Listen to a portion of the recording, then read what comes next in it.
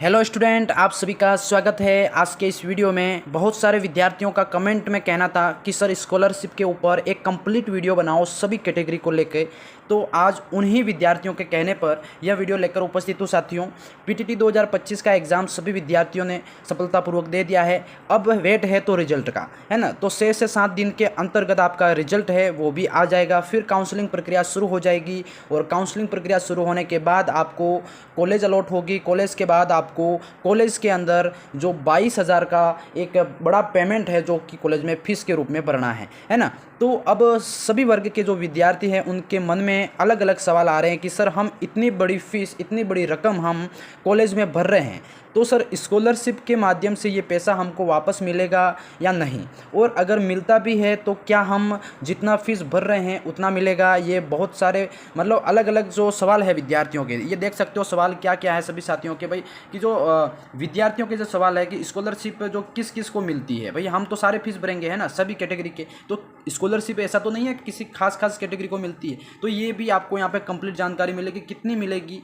कब मिलता है, और स्कॉलरशिप के दौरान आपको क्या क्या डॉक्यूमेंट देने पड़ते हैं। और सबसे मोटा मोटी जो सवाल पूछा जाता है भाई, प्राइवेट जो बीएड कॉलेज होती है, क्या प्राइवेट कॉलेज बीएड कॉलेज में स्कॉलरशिप मिलती है क्या। हाँ, तो साथियों आप सभी के इन सभी सवालों के जो जवाब हैं आज के इस वीडियो में आपको कंप्लीट जानकारी के साथ देने वाला हूं। तो A to Z जो जानकारी है, इसलिए वीडियो को पूरा देखना सभी विद्यार्थी, ठीक है। तो चलिए शुरू करते हैं आज का ये सेशन। बिल्कुल साथियों, आप सभी के सामने देखो अपन डिस्कस करते हैं। खास बात क्या है भाई, देखो अपन बीएड के अंदर कौन सा फॉर्म मतलब कौन सा पैसा कौन कौन सा भरते हैं, सबसे बड़ी बात तो है ना। उस पैसों को लेके देखते हैं। यहाँ पे बीएड आपका भले 2 इयर्स हो या फिर आपका यहाँ पे 4 इयर्स हो या फिर 2 इयर्स हो, आप सभी विद्यार्थी कौन सा पैसे सबसे खास पैसा भरते हो। यहाँ पे एक बार कलर सेंस कर देते हैं, ठीक है। हाँ, 1 मिनट, ये थोड़ा सेंस कर दिया, बिल्कुल। और काउंसलिंग के दौरान आप क्या करते हो सबसे ज़्यादा, तो साथियों यहाँ पे, हाँ, काउंसलिंग के दौरान आप यहाँ पे प्रथम सालान के रूप में 5,000 रुपये भरते हो, ठीक है, ये ध्यान रखना।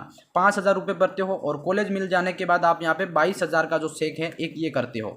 टोटल आप यहाँ पे जो अमाउंट है वो 27,000 रुपये का भरते हो, है ना। तो आप सभी विद्यार्थी जो हर वर्ग की कैटेगरी के हैं सभी की फीस जो सेम लगती है भाई 27,000 रुपये, है ना। टोटल 5,000 का काउंसलिंग हो गया, 22,000 का चेक हो गया, तो यहाँ पे 27,000 भरते हो। और वीडियो पे जो भी विद्यार्थी आ रहे हो, एक बार पहली बार क्या करो, सभी सब्सक्राइब कर दो, ठीक है। सभी के सभी विद्यार्थी सब्सक्राइब करते रहना, वीडियो को लाइक कर देना। हाँ, तो यहाँ पे बात करते हैं भाई, आप टॉपिक पे वापस आते हैं। 27,000 भरते हो। इसके बाद फिर इसके बाद और भी आपके क्या जो कॉलेज में अलग अलग जो फीस लगती है, जैसे कि आपका कॉलेज किट हो गई, है ना, कॉलेज किट हो गया, एग्जाम फॉर्म फीस हो गया, बोर्ड फॉर्म फीस हो गया, है ना। बीएड कॉलेज की जो अन्य गतिविधियां फीस होती है वो क्या होती है भाई, आपके मुख्य फीस की श्रेणी में नहीं आती है भाई। टोटल आपका जो है, जो आपका टोटल अमाउंट जो बन रहा है वो 27,000 का ही बन रहा है। आपने जो 27,000 रुपये भरे हैं कॉलेज में, उसके आधार पर ही आपको स्कॉलरशिप मिलेगी। जो अन्य फीस कॉलेज वाले जितने भी आपसे अलग से फीस लेते हैं, अलग से पैसा लेते हैं, वो उसका कोई डिमांड नहीं होता है, यानी कि वो जो सरकार से उसका कोई लेना देना नहीं होता है। वो आपके कॉलेज की अन्य गतिविधियाँ होती है उसके हिसाब से आपकी वो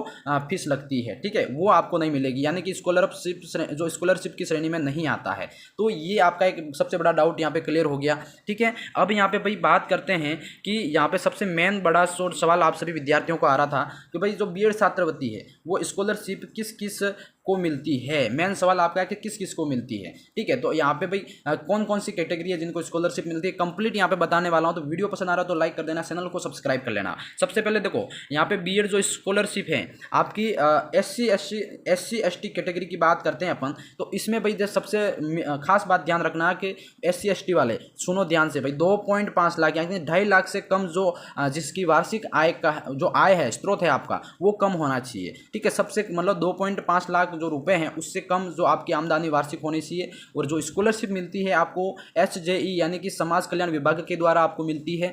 और इसका जो क्राइटेरिया क्या रहता है, सबसे मेन बात भाई क्राइटेरिया ध्यान रखना, ऐसा नहीं कि सबको मिल जाएगी। यहाँ पे क्राइटेरिया जो मेन चीज़ है वो है भाई, पिछली कक्षा में आप सभी विद्यार्थियों को कम से कम यहाँ पे आप 50% अंक से पास होना जरूरी चाहिए। यानी कि अगर पिछली प्रीवियस कक्षाओं के अंदर अगर आपने 50% से अधिक नंबर या 50% अंक लेकर आए हो तो आप यहाँ पे इसके पात्र माने जाओगे। तो समझ के सभी विद्यार्थी, यहाँ पे आपको समाज कल्याण विभाग जो छात्रवृत्ति देता है और आपकी जो वार्षिक जो आय है फैमिली की वो 2.5 लाख से कम होनी चाहिए। ये सबका डाउट क्लियर हो गया।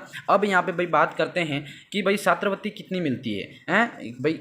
छात्रवृत्ति कितनी मिलती वो बाद में। एक बार यहाँ पे भाई किसी के परिवार में जो जैसे अगर मम्मी पापा सरकारी नौकरी है तो हमको स्कॉलरशिप मिलेगी क्या, ये बहुत सारे विद्यार्थियों का सवाल आ रहा था। तो भाई यहाँ पे देखो, अगर कोई एक नौकरी वाला हो घर में, यानी कि पापा हो या मम्मी, सिर्फ एक हो जिसकी सैलरी कम से कम भाई 20,000 हो मंथली, है ना, तो उसके सालाना के हिसाब से देखा जाए तो भी 2.5 लाख से मतलब जो वार्षिक आय होती है उससे कम होती है, तो उसको क्या है यहाँ पे स्कॉलरशिप मिलती है। अगर मम्मी पापा दोनों सरकारी नौकरी हो और वार्षिक आय आपके 2.5 लाख से ऊपर हो तो आपको यहाँ पे स्कॉलरशिप नहीं दी जाएगी। ठीक है, तो अब ये सुन लो भाई, जिनके मम्मी पापा नौकरी वाले हैं, गवर्नमेंट सर्विस वाले हैं, तो यहाँ पे दोनों के डाउट यहाँ पे मैंने बता दिए। ठीक है, यहाँ पे क्लियर हो गया। अब यहाँ पे भाई सबसे बड़ा सवाल आता है सभी साथियों का, भाई यहाँ पे सभी कैटेगरी वालों का सवाल है भाई, ये ध्यान से सुनना। सवाल क्या आता है यहाँ पे, भाई जो SC ST कैटेगरी है या फिर आपको स्कॉलरशिप कितनी मिलती है, कितनी मिलेगी। भाई आपकी जो फीस है, आपने यहाँ पे 27,000 यानी कि जो आपका हाँ यहाँ पे 27,000 जो फीस 5,000 का सालान भरा था अपन ने और एक 22,000 का जो फीस भरी थी,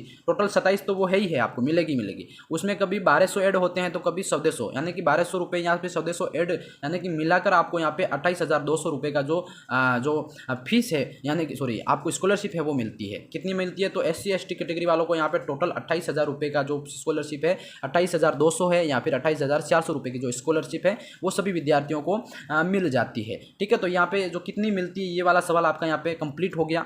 अब भाई यहाँ पे बढ़ते हैं अपन अगली कैटेगरी की तरफ। अगली कैटेगरी आप सभी विद्यार्थियों को क्या है, MBC। भाई MBC वाले विद्यार्थी ध्यान से सुनो।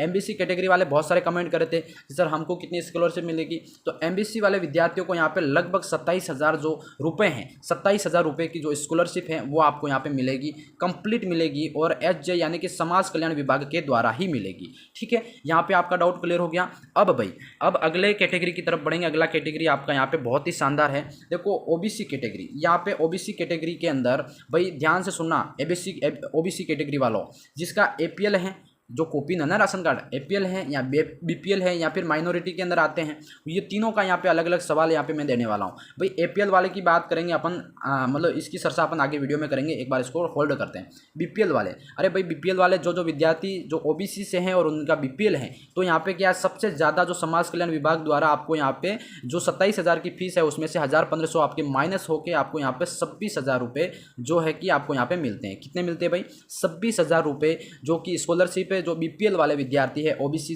कैटेगरी के अंदर उनको मिलते हैं। और माइनॉरिटी जो आपके यहाँ पे मुस्लिम समुदाय हो गए हैं, सिख हो गए हैं, मुस्लिम समुदाय, सिख और आपके अलग अलग यहाँ पे जो कैटेगरी है माइनॉरिटी के अंदर आती है, तो जिसको छात्रवृत्ति कौन देता है, उनको देता है भाई अल्पसंख्यक मामलात विभाग। ये ध्यान रखना, यहाँ पे समाज कल्याण विभाग का कोई रोल नहीं है, वो नहीं देता।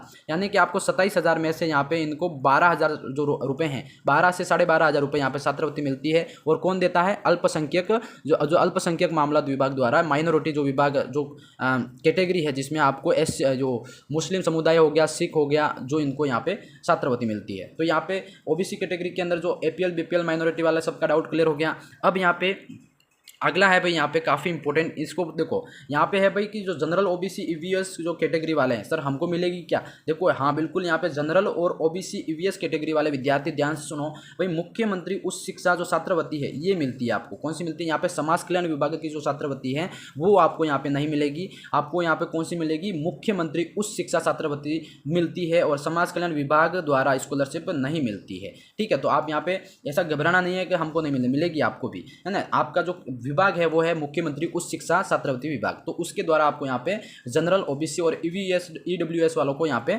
मिलेगी। ठीक है, यहाँ पे कंप्लीट हो गया। अब यहाँ पे भाई अगली बात करते हैं, इसका जो क्राइटेरिया कितना है भाई, जनरल और OBC EWS वालों को हर साल आपको यहाँ पे कितने 5,000 रुपये जो है भाई, 5,000 रुपये आपको यहाँ पे हर साल मिलेंगे। ठीक है, और इसका जो क्राइटेरिया क्या है, क्राइटेरिया की बात करते हैं भाई, पिछली कक्षा में लगभग आप यहाँ पे 60% अंक होना चाहिए। क्या होना चाहिए भाई, पिछली कक्षा में लगभग आपको 60% अंक से उत्तीर्ण होना चाहिए, तभी आपको ये स्कॉलरशिप मिलेगी, अन्यथा आपको नहीं मिलेगी। और दूसरा क्राइटेरिया है यहाँ पे आपके फैमिली की जो वार्षिक आय है 2.5 यानी कि 2.5 लाख से कम होनी चाहिए। तो यहाँ पे दो क्राइटेरिया सुन लेना, एक तो 60% से अधिक अंक होने चाहिए या 60% होने चाहिए तभी मिलेगी, या 2.5 लाख से कम आय हो उनको मिलेगी। ठीक है, जनरल ओबीसी और ईडब्ल्यूएस कैटेगरी, तीनों सुन लो। बिल्कुल, यहाँ पे कंप्लीट हो गया आपका। अब यहाँ पे बात करते हैं भाई, काफ़ी इंपॉर्टेंट एक सवाल है आप सभी विद्यार्थियों का कि भाई जो एससी एसटी और जनरल ओबीसी जो ईडब्ल्यूएस वाले हैं, भाई सर स्कॉलरशिप लेने में क्या क्या दिक्कत आती है। अब स्कॉलरशिप लेते हो तो उसमें क्या क्या दिक्कत आएगी। हाँ, दिक्कत आएगी भाई, अगर किसी विद्यार्थी ने पहले ITI या पॉलिटेक्निक या फिर अन्य कोई डिप्लोमा कर रखा है। देखो बहुत सारे विद्यार्थी ऐसे होते हैं ना भाई, किसी का साल होल्ड हो जाता है, तो ऐसी स्थिति में वो क्या है कि कोई ITI कर लेता है, तो कोई पॉलिटेक्निक या अन्य डिप्लोमा कर देता है। तो उस समय क्या होता है, वो विद्यार्थी छात्रवृत्ति का लाभ उठा लेते हैं, छात्रवृत्ति का जो फायदा उठा लेते हैं। अब वो डिप्लोमा उनका कंप्लीट हो जाता है, उसके बाद उनको क्या है, बीएड करनी होती है। वो बीएड के दौरान फिर उनको छात्रवृत्ति नहीं मिलती है। तो फिर यहाँ पे फिर क्यों नहीं मिलती, इसका कारण ये है कि भाई सरकार आपको दोनों तरफ फायदा नहीं देती है। आपको यहाँ ऐसा करना, अगर आपको बीएड छात्रवृत्ति चाहिए तो आपको जो ITI या फिर पॉलिटेक्निक के दौरान जो छात्रवृत्ति ली थी, फायदा उठाया था, उसको एक चालान चेक के माध्यम से जिस विभाग से आपको छात्रवृत्ति मिली थी, उसको वापस वो छात्रवृत्ति लौटानी होगी। फिर आपको यहाँ पे सरकार द्वारा छात्रवृत्ति जो है बीएड छात्रवृत्ति मिलेगी। दोनों तरफ फायदा नहीं उठा सकते। ठीक है, ये आपका यहाँ पे सबसे बड़ा डाउट ये क्लियर कर दिया मैंने।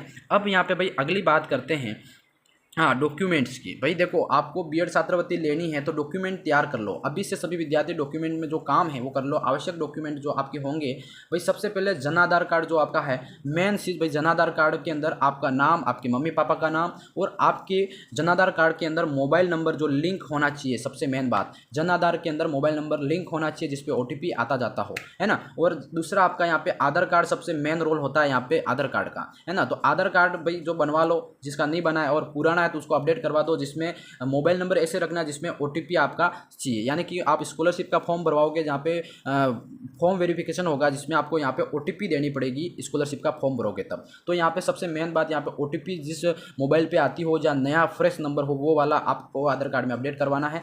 तीसरा भाई, यहाँ पे कॉलेज के अंदर जो अभी जो फीस भरोगे आप, जैसे कि आपके यहाँ पे 5,000 का सालाना हो गया, 22,000 की मोटी फीस होगी, तो उन सभी जो फीस रसीद है, उन फीस की जो रसीद मिलेगी आपको 5,000 और 22,000 की, दोनों की जो फीस रसीद है आपको यहाँ पे डाउनलोड करके रखनी है, क्योंकि वेबसाइट पे बार बार अपलोड नहीं होगी, है ना। इसका यहाँ पर डाउनलोड करके रखनी है या फोटोकॉपी निकलवा के रख देना। तीसरा यहाँ पे भाई, आय, मूल, जाति, सभी डॉक्यूमेंट में आपका नाम एक जैसा होना चाहिए, सही होना चाहिए, कोई काट फाट नहीं होनी चाहिए। तो ये सारे डॉक्यूमेंट है आपको यहाँ पे तैयार करके रखने हैं। ठीक है, बिल्कुल, ये डॉक्यूमेंट तो आपको विशेष कर ध्यान रखना, अभी से तैयार करके रख लो। अब यहाँ पे भाई, जो भी विद्यार्थी पहली बार जुड़ रहे, सब्सक्राइब करते रहो। ठीक है, आगे और भी जानकारी है आप सभी के लिए। अब यहाँ पे भाई सभी विद्यार्थी बोलेंगे सर कि हमने स्कॉलरशिप फॉर्म भर दिया, है ना।